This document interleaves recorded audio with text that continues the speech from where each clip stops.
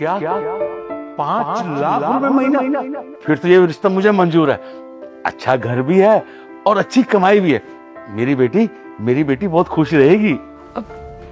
देखिए भाई साहब, लड़की तो हमें भी बहुत पसंद है, लेकिन शादी से पहले ना एक हमारी छोटी सी शर्त है। हमारे बेटे को ना एक अच्छी सी गाड़ी चाहिए। गाड़ी? देखिए इतना तो हमारा बजट नहीं है, और वैसे भी मैं दहेज के सख्त खिलाफ हूँ। अब देखिए भाई साहब, हमने कुछ गलत तो नहीं बोला है। हमारा लड़का इतना कमाता है, आप खुद सोचिए, 5 लाख रुपए महीना कमाता है। उसकी भी कोई वैल्यू है। मैं तो बस वही मांग रही हूँ। देखिए हमारे आस पड़ोस में देखिए, आपके सोसाइटी में भी होता होगा। हमारे पास में ये शर्मा जी रहते हैं, उनके बेटे की अभी अभी शादी हुई है। अरे वो तो कुछ करता भी नहीं है, सिर्फ क्लर्क है। अरे उसको इतनी बड़ी गाड़ी मिली है, स्कॉर्पियो होता है ना, वो मिला है उसको।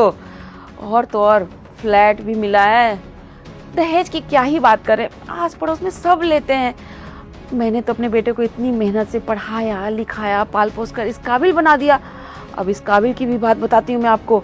आजकल आपको पता होगा ना, नौकरी इतनी आसानी से लगती नहीं है भाई साहब। उसके लिए कितने पैसे खर्च करने पड़ते हैं। हमने कहाँ कहाँ किस किस को घूस नहीं खिलाया, तब जाकर ये इतने ऊंचे पोस्ट पे है। इसीलिए भाई साहब बस वही वैल्यू आपसे मांग रही हूँ, ज्यादा कुछ नहीं मांग रही हूँ। आप वही दे दीजिए, एक बड़ी सी गाड़ी। मेरा बेटा खुश, आपकी बेटी खुश, और हम लोग भी खुश। क्या है ना, गाड़ी तो हमारे घर में दो है। एक मेरा बड़ा बेटा चलाता है, और एक गाड़ी इसके पापा, मतलब हम लोग घूमने फिरने कहीं जाते हैं तो लेके जाते हैं। फ्लैट वगैरह सब कुछ है।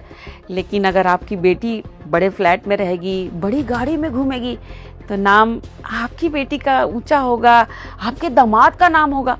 हमारा क्या है भाई साहब, हम तो ऐसे ही गुजारा कर लेंगे। देखिए बहन जी, आपकी बात सारी ठीक है।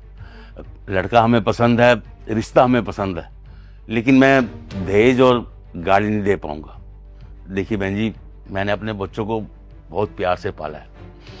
मेरे पास ये बड़ी बेटी है, इसके बाद इसकी 2 छोटी बहनें और भी हैं। मैंने उनकी भी शादी करनी है। और वैसे भी हमारे परिवार में, हमारे खानदान में ये दहेज की प्रथा ना नहीं चलती है। हमारे बड़े बुजुर्ग भी अपने बच्चों की शादियां वहां करते थे जहां कोई दहेज का लेन देन नहीं होता था। हमारे परिवार में शुरू से ये परंपरा चली आ रही है। वैसे तो हम अपने बच्चों की शादी अपनी रिश्तेदारी में ही करते हैं, लेकिन लड़की को लड़का पसंद है, तो इसलिए मुझे भी पसंद आया कि ये दोनों सुखी रहेंगे, खुश रहेंगे। बस इसीलिए बहन जी, मैं आपसे हाथ जोड़कर विनती करता हूँ कि आप अगर दहेज की बात ना ही करें तो अच्छा है।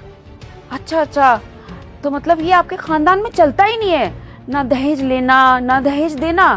पर भाई साहब, हमने तो कुछ सुना था, आपके शायद 3 बेटियों के अलावा एक बड़ा बेटा भी है ना, उसकी शादी की है आपने, उसमें बड़ा दहेज लिया है, बहुत बड़ी गाड़ी ली है ना भाई साहब। तो जब ली है तो देने में आपको प्रॉब्लम क्यों हो रहा है?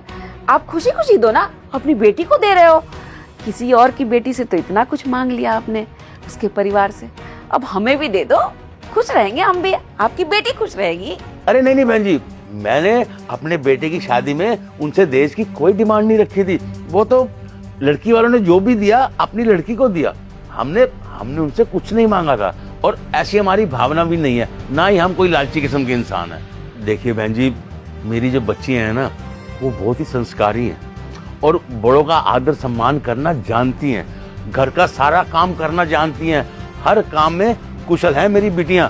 आपका घर जाके ना स्वर्ग बना देंगी, मैं सच कह रहा हूँ। मेरी बिटियों में बहुत गुण है। वो भाई साहब, मैं मम्मी, थोड़ी देर अंकल से मुझे बात करनी है। अंकल, इतना कुछ सुनने के बाद एक सवाल मन में आ रहा है, पूछ सकता हूँ आपसे? हाँ पूछो बेटा। देखिए, आपने बहुत अच्छी बात कही कि आप दहेज के सख्त खिलाफ हैं। आपको दहेज देना तो नहीं पसंद, लेकिन लेना पसंद है ना। खैर ये सब छोड़िए। मैंने बाहर पता किया था कि आपकी लड़की के लिए बहुत सारे रिश्ते आए थे, लेकिन आपने सारे रिजेक्ट कर दिए। मैं सिर्फ और सिर्फ कारण जानना चाहता हूँ, मतलब इसके पीछे कुछ ना कुछ तो रीज़न्स होंगे, आपके थॉट्स होंगे कि आपने अच्छे खासे लड़कों के रिश्ते कैंसिल कर दिए, वो भी बहुत सारे। कुछ रीज़न था?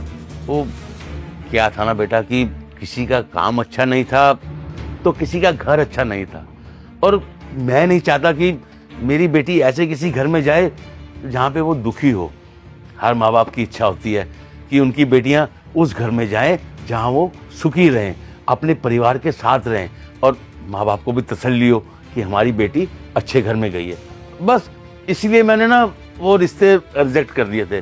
लेकिन आपका तो बहुत अच्छा नाम है, बहुत अच्छा काम है, आपके पास तो गाड़ी बंगला मोटर सब कुछ है। मैं चाहता हूँ कि मेरी बेटी आपके घर जाए और हमेशा सुखी और खुश रहे। बस बहन जी, मैं तो हाथ जोड़ कर यही विनती करता हूँ कि आप दहेज की बात मत कीजिए मुझसे।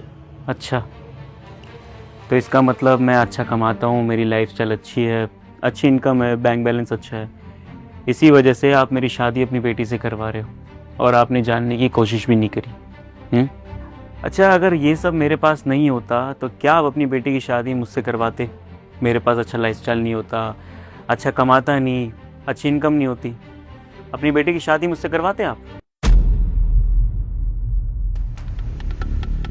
मुझे पता है अंकल आप क्या सोच रहे हैं और आप क्या जवाब देंगे। मैं आपको एक छोटी सी चीज़ बताता हूँ। इंसान के पास कामयाबी बचपन से नहीं होती, उसे कमाना पड़ता है। और मैंने ये कामयाबी अपनी मेहनत से और अपनी माँ के प्यार से कमाया है। 2 साल पहले मेरे पास भी कुछ भी नहीं था, मैं भी एक स्ट्रगलिंग फेस में था। ना नौकरी ढंग से मिल पाती थी, ना ढंग से मैं बात कर पाता था, कम्युनिकेशन स्किल भी अच्छी नहीं थी। और मेरे पास भी बहुत सारे रिश्ते आए थे।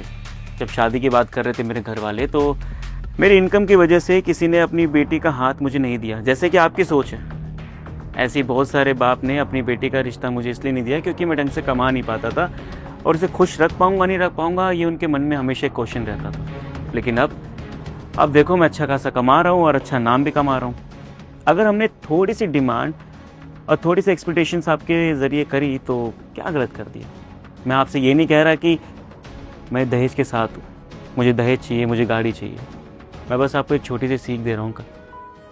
ये पैसा आज है कल नहीं है, घर आज है तो कल नहीं है, नौकरी आज है तो कल नहीं है, लेकिन इंसानियत वो हमेशा रहती है। उसके संस्कार, वो क्या बोल रहा है, किस तरीके से रह रहा है, वो इंसान के मरते दम तक उसको याद किया जाता है। मान लो आपने एक लड़की की शादी ऐसे घर में कर दी जो कि बहुत अमीर है, बहुत पैसा कमाता है, करोड़ों की संपत्ति है, लग्जरी गाड़ी है, लेकिन क्या वो आपकी बेटी को खुश रखेगा? इस सवाल का जवाब ना आपके पास है, ना मेरे पास है, ना फिर किसी के पास नहीं है। आप बाप की नज़र से देख रहे हैं, मैं इस चीज़ को भी रिस्पेक्ट करता हूँ, क्योंकि हर बाप तो यही चाहेगा कि मेरी बेटी जिस भी घर में जाए बहुत खुशी से रहे। लेकिन आपने ये नहीं देखा कि खुश किसकी वजह से रहेगी, पैसों की वजह से या फिर अपने पति की वजह से। ज़रूरी नहीं कि अमीर इंसान अपनी पत्नी को बहुत खुश रखता है, क्योंकि पैसों से खुशियाँ खरीदी नहीं जाती। और ज़रूरी नहीं ये भी कि एक गरीब इंसान के पास पैसे ना हो तो अपनी बीवी को खुश नहीं रख सकता। अंकल, इन सब में एक छोटी सी चीज़ आती है, टाइम। जो पति अपनी पत्नी को टाइम देना जानता है, उसकी बातें समझता है, उसे अच्छे से रिस्पेक्ट देना जानता है, ना कि 4 दीवारी में बल्कि पूरी दुनिया के आगे, वो पति अपनी पत्नी को कभी भी दुख नहीं देख सकता, हमेशा खुशियाँ देगा। मैं ये नहीं कह रहा कि ये बातें सिर्फ मैं आपको ऐसी सिखा रहा हूँ, मुझे दहेज चाहिए, नहीं, मुझे चाहिए ही नहीं कुछ भी। और ये सब मैंने माँ से बोलने के लिए कहा था कि हमें गाड़ी चाहिए। मैं बस ये देखना चाहता था कि आप अपनी बेटी को किस घर में रखना चाहते हैं। देखिए अंकल, उम्र में छोटा हूँ, ज़्यादा बातें बोल दी तो माफ़ कीजिएगा, लेकिन सच यही है। आप बस ये देखिए कि आपकी बेटी कहाँ खुश रहेगी और किसकी वजह से रहेगी, क्योंकि पैसों से तो खुशियाँ कभी नहीं आती, ये मैंने अपनी लाइफ में देख लिया है। और अंकल, आपने अपने बेटे के समय में दहेज लिया था और स्टार्टिंग में आप बोल रहे थे कि मैं दहेज के सख्त खिलाफ हूँ। मुझे समझ नहीं आया कि अगर आप दहेज के सख्त खिलाफ है तो अपने बेटे के टाइम पे ये सीख कहाँ थी आपकी? आप एक बार तो जानते कि सामने वाले बेटी परिवार जो है वो दहेज दे पाएंगे नहीं दे पाएंगे। बाकी अंकल, आप बड़े हैं, आपको दुनिया की ज़्यादा परवाह है, आप दुनिया के बारे में ज़्यादा जानते हैं, तो मेरे मुँह से कुछ भी गलत वर्ड निकला तो हाथ जोड़ के आपसे माफ़ी मांगता हूँ अंकल। हाँ पापा, ये बिल्कुल ठीक बोल रहे हैं। ये चीज़ तो मैं आपको बहुत टाइम से बोलना चाहती थी, लेकिन कभी बोल ही नहीं पाई। आपने भैया की शादी के टाइम पे सामने वालों से कितना ज़्यादा दहेज मांगा था। आपको पता है, उन लोगों ने तो कर्जा तक लिया था आपकी डिमांड्स पूरी करने के लिए। और अगर पापा आप मेरी दहेज देकर कहीं और शादी कर भी देते हैं तो इस बात की क्या गारंटी है कि मैं उस घर में खुश रहूंगी? क्या पता वो लड़का मेरे साथ अत्याचार करे, मुझे मारे पीटे, उसके बाद तो पापा या तो मैं अपने आप को कोसूंगी या फिर आपको। हाँ बेटी, तूने जो भी कहा ना बिल्कुल ठीक कहा। आज तूने मेरी आंखें खोल दी। और बहन जी, मैं हाथ जोड़कर आपसे माफी मांगता हूं, क्योंकि हर माँ बाप के दिल में लालच होता है कि बेटी ना बड़े घर में जाए। मेरे भी मन में था कि मेरी बेटी अच्छे घर में जाए, लड़का अच्छा हो, अच्छा कमाता हो, उसके पास दुनिया का वो सब ऐशो आराम हो जो मेरी बेटी को दे सके। बहन जी, मुझे अपनी गलती पे बड़ा पछतावा है। देखिए, मैं आपसे हाथ जोड़कर विनती करता हूँ कि आप शादी के लिए मंजूरी दे दीजिए। लड़का लड़की एक दूसरे को पसंद करते हैं। आप जो कहेंगे मैं आपकी सेवा में हाजिर कर दूंगा। अरे नहीं भाई साहब, आपको हाथ जोड़ने की जरूरत नहीं है। लड़की हमें पहले ही बहुत पसंद है और हमें कोई दहेज नहीं चाहिए। हमें अपने घर में बेटी चाहिए।